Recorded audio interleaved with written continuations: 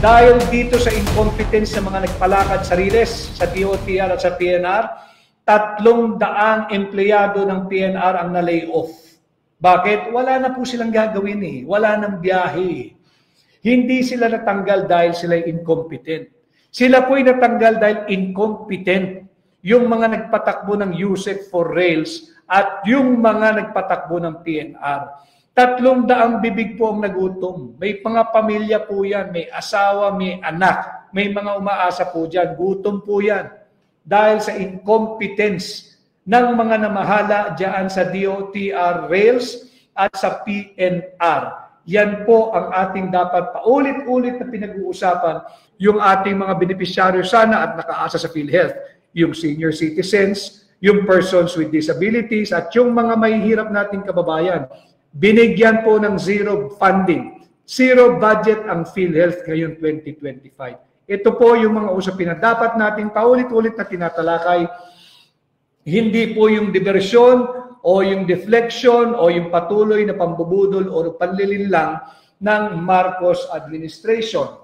At ganun din po, may nabasa ako kanina, may nagpadala sa akin na muli daw pinag-uusapan yung Panay Rail. Yung trend po dyan sa Panay, maglalagay at ang malungkot, wala pong interesadong investor. Tama po yun, hindi po malungkot yun, hindi po nakakagulat.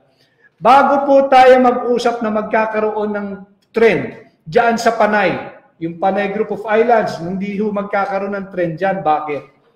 Yun nga pong existing release na. Mula Tutuban hanggang Calamba, binaklas nila yung release eh.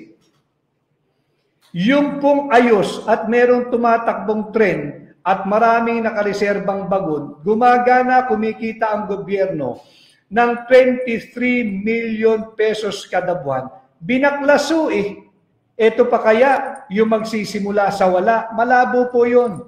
Naghahanap na lamang po sila ng mga tila magagandang istorya, pantakip sa kanilang incompetence, pangtakip sa kanilang walang maipakitang performance. Ulitin ko ho, labis ang ginagawa nilang pagpapahirap sa ating mga kababayan diyan sa Bicol at yung gumagamit ng South Commuter Rail. Diyan po sa PNR, Tutuban hanggang Calamba, wala na pong biyahe.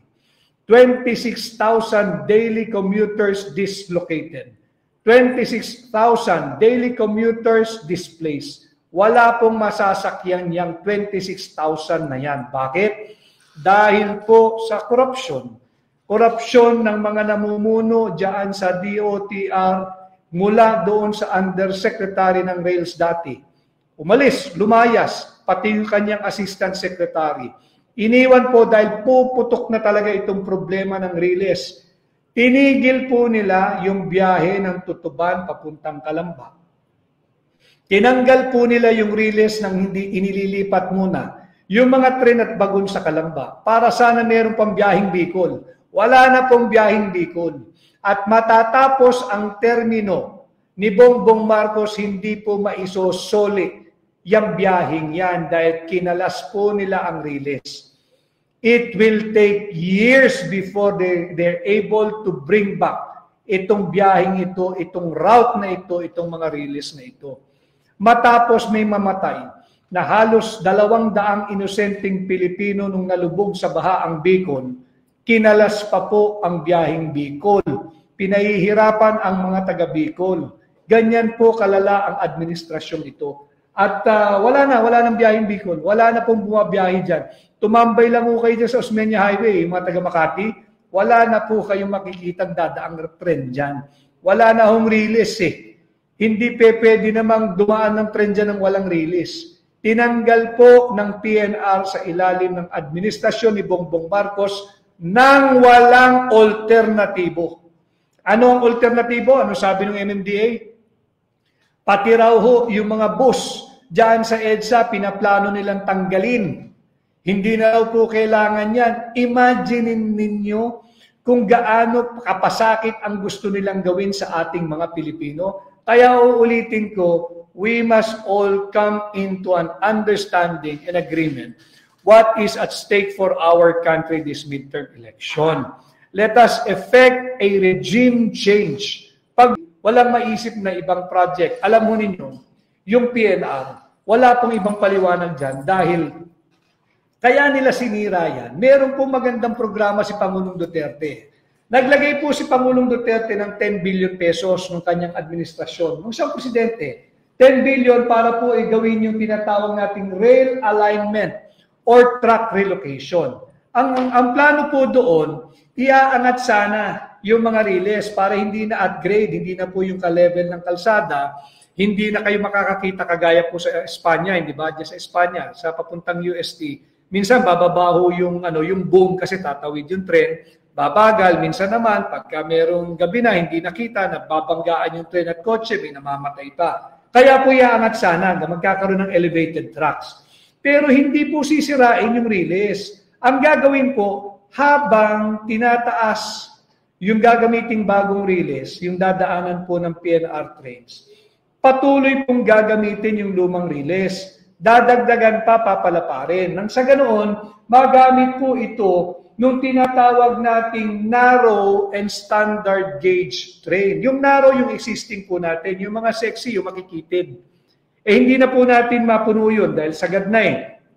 So ang plano ng Pangulong Duterte, dagdagan pa ng isang riles para magamit yung standard gauge train. Mas malapad po yun. So mas maraming makakasakay. Pwede yung narrow, magdadagdag ka ng riles, palitan po sila, pwede yung standard gauge. Yan po ang plano. Pero dahil ayaw nga nilang magpatalo sa galing at accomplishment ni Pangulong Duterte, sinira po yan noong mga namuno dati sa DOTR sa ilalim ng Marcos administration, diyan sa yung naging USIC po for rails. At yung mga namahala dyan sa PNR, pati yung nag-ASIC.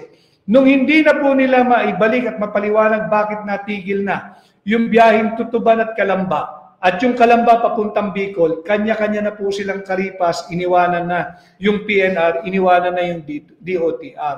Ito po'y maling uri ng pamumulitika. At ang sabi ho ng aking mga source doon sa loob ng PNR, ang plano originally ay pakialaman yung inallocate po ni Pangulong Duterte na 10 billion pesos. Hindi nila nasilip na malinaw yung naging batas para dyan sa 10 billion na yan ni Pangulong Duterte. Hindi mo pwedeng gamitin sa iba yan, kundi para dyan sa rail relocation at expansion. Yan ang katotohanan. Nung hindi na nila magalaw yung 10 billion, binaklas po yung riles mula Tutuban hanggang Calamba. Nang hindi po linilipat yung mga tren at bagon at yung rolling stocks mula Tutuban papuntang Calamba, kaya pati yung biyaheng Bicol natigil na. Ganyan po ka-incompetent ang administrasyong ito. Yung nagtataka kayo bakit higit na maraming commuters, sa anong sasakay?